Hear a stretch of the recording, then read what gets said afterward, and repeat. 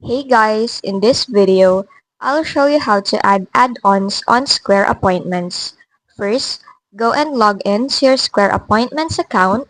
Once inside the dashboard, on the left panel, go to Services and Items. Now, select on the drop-down beside Items, then go to your Service Library.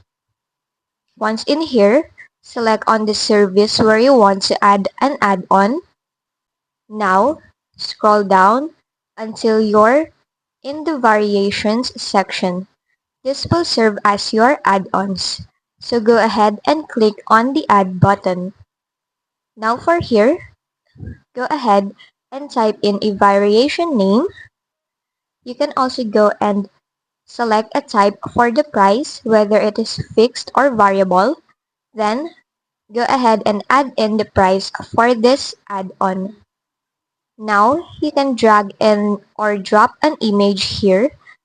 Then, you can go to online booking, and in here, you can add a pricing description for this.